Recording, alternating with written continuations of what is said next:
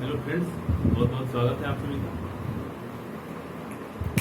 तो हम लोग शुरू करते हैं आज अनुच्छेद 2, 3 और 4 जो भी हमारी इस वीडियो में शामिल होंगे। ठीक है, तो हम लोग अभी पढ़ेंगे अनुच्छेद 2। चलिए स्टार्ट करते हैं। अनुच्छेद यानी आर्टिकल 2। आर्टिकल 2 अनुच्छेद 2 क्या इसमें जो है प्रोविजन किया गया है, इसकी हेडिंग ये होती है कि भारत में नए राज्यों का प्रवेश या स्थापना। ये इसकी हेडिंग है, भारत में नए राज्यों का प्रवेश या स्थापना। भारत में नए राज्यों का प्रवेश या स्थापना। ठीक है, इस बात को आप समझिएगा कि भारत में नए राज्यों का प्रवेश या स्थापना। तो नए राज्यों के प्रवेश और स्थापना से आप क्या समझते हैं? ठीक है, एडमिशन या फिर इस्टेब्लिशमेंट, ठीक है, ऑफ न्यू स्टेट। भारत में नए राज्यों का प्रवेश या स्थापना। तो हमें यहाँ पे दो चीजों पे ध्यान देना होगा, प्रवेश और स्थापना पे। प्रवेश और स्थापना दो चीजों पे हमें ध्यान देना होगा। इन चीजों को आप समझिएगा ध्यान से कि नए राज्यों के प्रवेश और स्थापना में क्या अंतर है। तो हालांकि जो है ये बोला जाता है कि वैसा जो क्षेत्र भारत में जो अभी भारत का हिस्सा नहीं है, यानी कोई बाहरी क्षेत्र, उसको किस प्रकार से हम लोग जो है अपने यहाँ राज्य स्थापित कर सकते हैं और या तो उसका प्रवेश करा सकते हैं। तो प्रवेश और स्थापना में मूलभूत यही अंतर है कि प्रवेश अपनी इच्छा से होता है, जबकि स्थापना जो है हम युद्ध करके जो है भी स्थापित कर सकते हैं। उसको हम कोई चीज कब्जा करके कर सकते हैं। ठीक है, तो इतना अंतर है। अगर ये कोई अपने इच्छा से जो है शामिल होना चाहता है तो वो स्थापना कहलाएगी। ठीक है, और किसी के साथ हम जो है कब्जा कर लिए और कुछ निबंधनों और शर्तों के अनुसार उसको राज्य का दर्जा देना चाहें तो वो स्थापना कहलाएगा। ठीक है, तो ये चीजें जो है बताई गई है। अब इसमें ये बोला जाता है कि संसद विधि द्वारा जो भी ऐसा उचित समझे, किसी भी निबंधन या शर्तों के अनुसार जो भी उचित समझे, वो नए राज्यों का प्रवेश या स्थापना करा सकेगी। वो नए राज्यों का प्रवेश या स्थापना करा सकेगी, ये बात जो है बोला जाता है। ठीक है, तो इस चीज को आप समझिएगा। तो हमने क्या बताया कि संसद विधि द्वारा, संसद विधि द्वारा यानी कि कानून बनाकर क्या करेगी, किसी भी जो है नए राज्यों का प्रवेश या स्थापना कर सकेगी। ऐसे कुछ शर्तों पे या फिर निबंधनों पे, जो भी कोई कंडीशन हो, किसी कंडीशन पे वो नए राज्यों की स्थापना या प्रवेश कर सकेगी। तो ऐसा हमको देखने को मिलता है। जैसे हम पहले जो है आपको पता है कि गोवा जो था, गोवा वो जो पुर्तगालियों का उस पर कब्जा था, लेकिन जब आजाद हुई देश तब भी जो है ये हमारा हिस्सा नहीं था। इसका 1961 में ये भारत में विलय हुआ था। तो गोवा को जो है हमने देखा 1961 में जो है गोवा भारत में शामिल हुआ था। तो ये अनुच्छेद 2 के ही तहत ये जो प्रोसेस अपनाया गया था। और इस तरह आपने देखा होगा पांडिचेरी, जिसे पुदुचेरी भी कहा जाता है, 1954 में जो है ये भारत में शामिल हुआ। ठीक है, 1975 में आप देखेंगे सिक्किम जो था 1975 में वो क्या हुआ था, भारत में शामिल हुआ था। क्योंकि सिक्किम में पहले राजशाही जो व्यवस्था चलती थी और भारत का हिस्सा कभी नहीं रहा था, लेकिन वहां पे जनमत द्वारा, लोगों की इच्छा के द्वारा 1975 में शामिल किया गया। इसके लिए 2 संशोधन लाए गए थे। एक 35वां संविधान संशोधन, 35वां संविधान संशोधन 1975। इसके द्वारा 35वें संविधान संशोधन 1975 के द्वारा देखिए एक बहुत इंपॉर्टेंट चीज था, 10वीं अनुसूची जोड़ी गई। 10वीं अनुसूची, ठीक है, 10वीं अनुसूची जोड़ी गई थी। और कुछ इनको सिक्किम को उस समय एसोसिएट स्टेट का दर्जा दिया गया था, यानी कि सहयुक्त राज्य, हमारे साथ मिल के ये काम करेंगे कुछ शर्त के अनुसार। ठीक है, लेकिन फिर चूंकि जो है बाद में जनमत संग्रह हुआ, लोगों ने जो है विचार किया कि नहीं हम पूरी तरह से मिलना चाहते हैं, तो जो है 36वां संविधान संशोधन लाया गया। 36वां संविधान संशोधन अधिनियम 1975 में जो है हुआ क्या कि ये 10वीं अनुसूची जो जोड़ी गई थी इसको समाप्त करके और जो है सिक्किम को पूर्ण राज्य का दर्जा प्रदान कर दिया गया। तो सिक्किम को पूर्ण राज्य का दर्जा जो है मिला है 36वें संविधान संशोधन अधिनियम 1975 के द्वारा। तो ये सब प्रोसेस जो है अनुच्छेद 2 के तहत होते हैं, इस बात को आप समझिएगा, ठीक है। ये सब प्रोसेस किसके तहत होते हैं? अनुच्छेद 2 के तहत होते हैं। तो यहाँ से जो है अनुच्छेद 2 में बस यही है कि भारत के बाहर के अगर कोई राज्य है, अभी जो भारत के बाउंड्री के अंदर नहीं है, यदि उनकी सीमा या स्थापना का जो है बात आता है, तो जो है वो अनुच्छेद 2 का प्रयोग करके संसद उसका बनाती है। हालांकि ये हेडिंग में भारत नहीं लिखा होगा, ठीक है। इसमें हेडिंग में जो है अनुच्छेद 2 के हेडिंग में बस यही है, नए राज्यों का प्रवेश या स्थापना, ठीक है, नए राज्यों का प्रवेश या स्थापना। हालांकि ये हमने बोल दिया, आप बोल भी सकते हैं, उससे कोई बड़ी बात नहीं है, ठीक है। तो ये जो है हमारा अनुच्छेद 2 है। अब यहाँ से जो है एग्जाम में एक दो चीजें और आती हैं, जैसे कि हमने आपको बता दिया प्रवेश और स्थापना में अंतर क्या है। तो प्रवेश और स्थापना में ये चीज ध्यान रखिएगा, इस पे सवाल बनते हैं एग्जाम में, ठीक है। तो प्रवेश मतलब जो अपनी इच्छा से आए, जैसे हम लोग एडमिशन लेने जाते हैं कॉलेज में, तो हमारी इच्छा होती है हम यहाँ पढ़े चाहे वहां पढ़े। स्थापना मतलब जो है हम स्टैब्लिश करेंगे, तो स्टैब्लिश करने का मतलब हमारे पे पूरा अधिकार हो जाएगा उसका जो है किसी भी क्षेत्र का, तो हम वहां पे अपने मर्जी से स्टैब्लिश करेंगे। तो अधिकार करने के लिए या तो हमारे पास वो चीज जो है शामिल हो खुद से, या तो जो है हम आक्रमण करके कब्जा कर ले, ठीक है। चलिए इसको स्क्रीनशॉट ले सकते हैं, तो हम इसको इरेज करते हैं, ठीक है।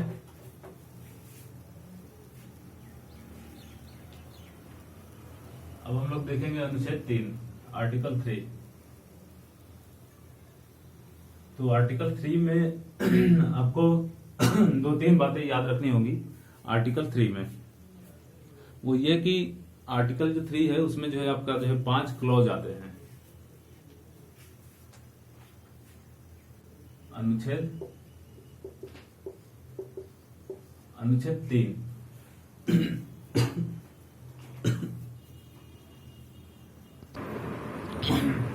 तो थोड़ा सा गले में खराश से लग रहा है, आप समझिएगा इस बातों को। अनुच्छेद 3 में जो है क्या बातें बताई जाती हैं, कुल 5 क्लॉज है हेडिंग के अंदर। हेडिंग क्या है? भारत में नए राज्यों का जो है क्या होगा, भारत में नए राज्यों का गठन, भारत में लगा दे रहा हूं, हालांकि हेडिंग में ऐसा कुछ नहीं है, हेडिंग बस ऐसे है, नए राज्यों का गठन, ठीक है, नए राज्यों का गठन, उनकी सीमाओं में परिवर्तन, क्षेत्र परिवर्तन, ये सब ऐसे हेडिंग है, ठीक है। तो हम लोग इसको देखेंगे कि मैंने इसके अंदर की जो है बातें क्या है। तो इसके अंदर की बात यह है कि जो है clause 1, clause 2, clause 1, clause 2, clause 3, clause 4 और क्लॉज 5, ये 5 क्लॉज हैं, आपको बहुत आसानी से याद हो जाएंगे, बस थोड़ा सा ध्यान दीजिएगा। क्लॉज 1 क्या बताता है? क्लॉज 1 में सीधा बोला गया कि भारत संसद जो है, संसद विधि बनाकर क्या करेगी, संसद विधि बनाकर इस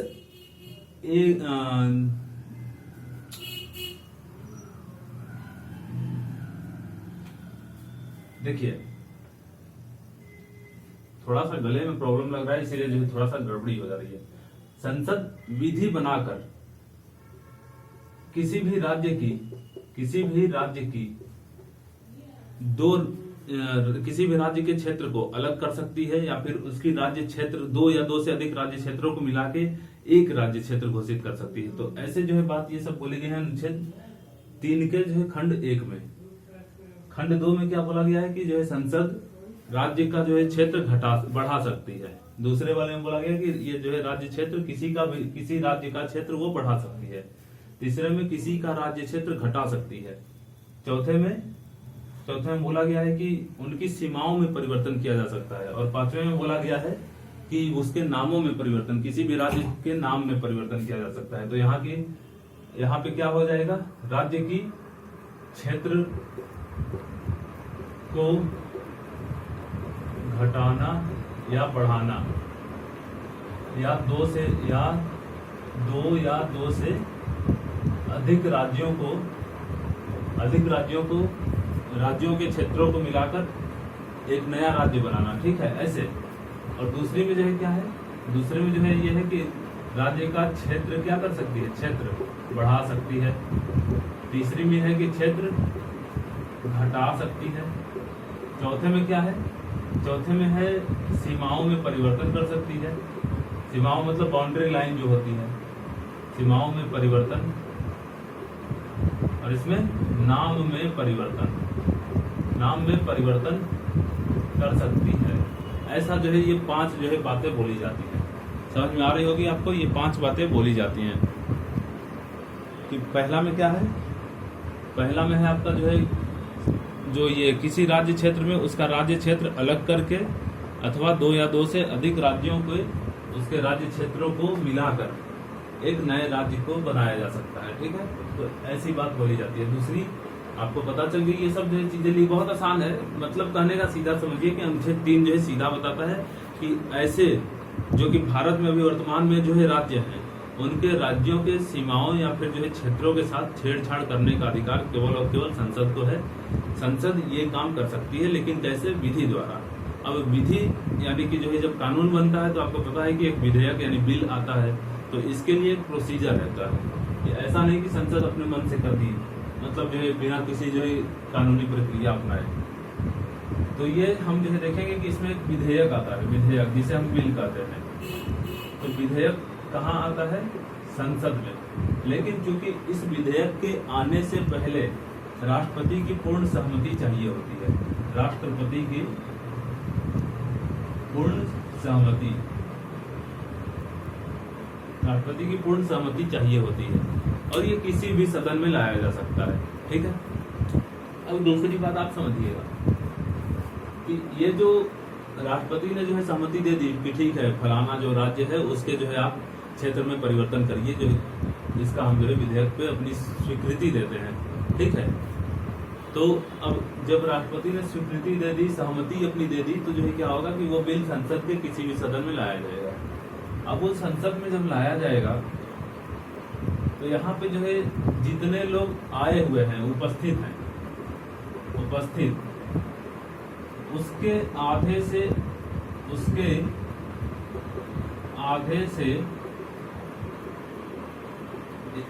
अधिक लोग, जितने लोग उपस्थित हैं, ठीक है, उनके आधे से अधिक लोग अगर जो है वोट कर देंगे, इसी वोट को हम लोग बोला जाता है साधारण बहुमत।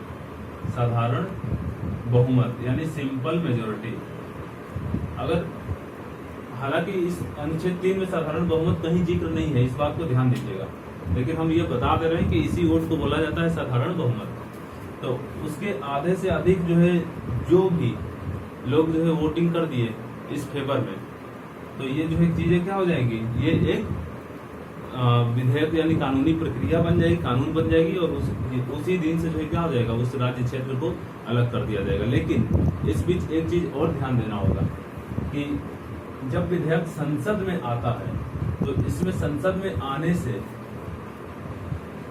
14 दिन पहले,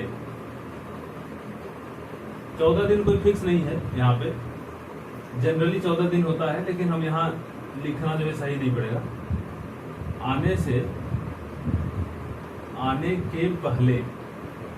के पहले क्या होगा, ऐसा विधेयक आने के पहले जिस राज्य के क्षेत्र के साथ जो है छेड़छाड़ हो रही है, उस संबंधित राज्य को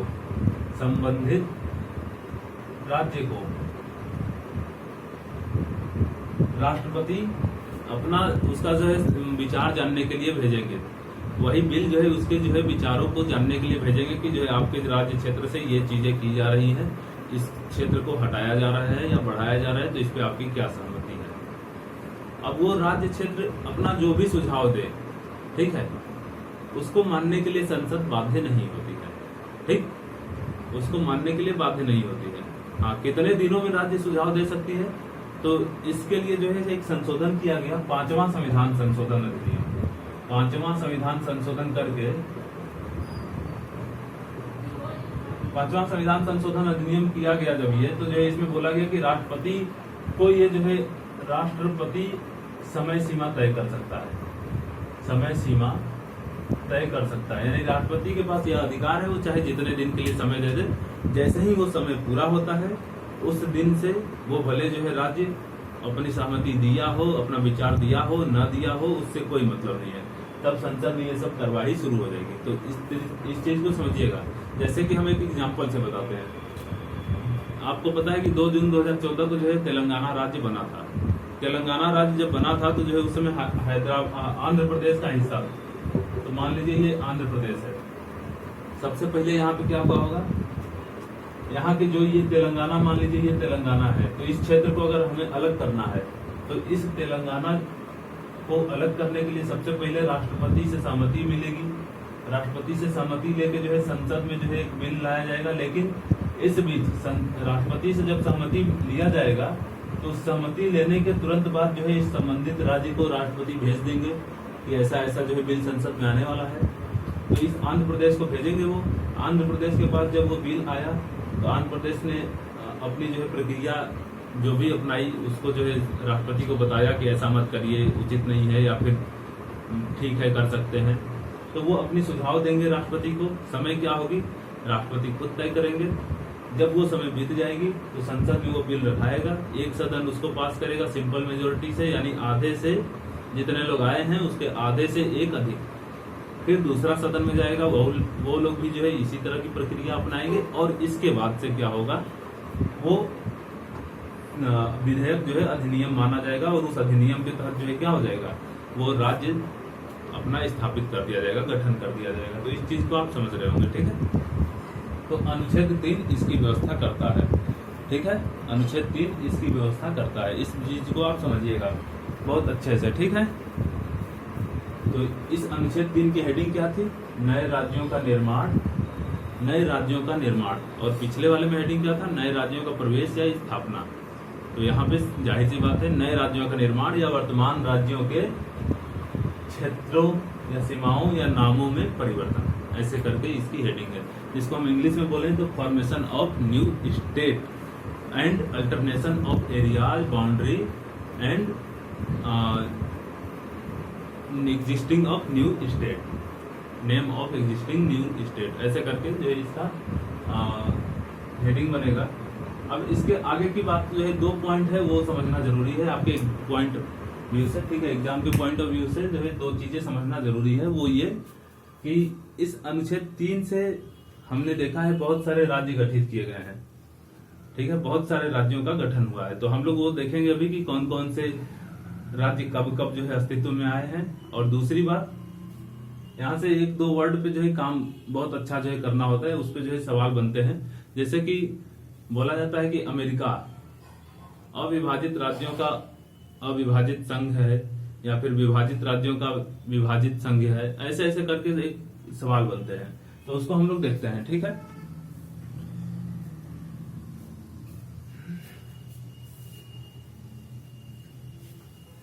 तो देखिए यहाँ पे जो है अगर बोला जाए कि जो है राज्य संप्रभु हैं, स्वतंत्र हैं पूरी तरह, तो नहीं। राज्य भारत में अपनी जो है पूरी तरह संप्रभु नहीं है। अमेरिका में क्या है, अमेरिका में जो है राज्य संप्रभु है। संप्रभु होने का मतलब कि अगर वहां पे ये प्रोसेस होता, राज्य का नाम बदलना है, ऐसा करना है, तो उस राज्य की सहमति एकदम जरूरी थी, बिल्कुल जरूरी थी, ठीक है। तो अब जो है अमेरिका में जो है क्या होता है, अमेरिका को बोला जाता है इस संबंध में, अनुच्छेद 3 के संबंध में अमेरिका को बोला जाता है अविभाजित राज्यों का, अविभाजित राज्यों का अविभाज्य संघ, अविभाजित राज्यों का अविभाज्य संघ। लेकिन भारत को ऐसा नहीं बोला जाता। इसके पीछे की संबंध मतलब समझिए, अगर कोई वहां स्टेट है तो आप उसकी सहमति के बिना आप उसको बांट नहीं सकते, उसके क्षेत्र को नहीं बदल सकते। मतलब कि वो एक अविभाज्य राज्य है, वो चाहेगा तभी वो ऐसा होगा। और यहाँ पे है विभाजित का मतलब क्या है, हम चाहें तो उसको बांट देंगे, ये विभाजित कहलाता है। तो भारत को क्या बोला जाएगा, भारत को बोला जाएगा विभाजित राज्यों का, विभाजित राज्यों का अविभाज्य संघ। यानी संघ कभी अविभाज्य नहीं होगा, लेकिन राज्य को विभाजित किया जा सकता है, ठीक है। लेकिन अमेरिका में ऐसा नहीं है, न तो राज्य अविभाजित होंगे न तो संघ अविभाजित होगा।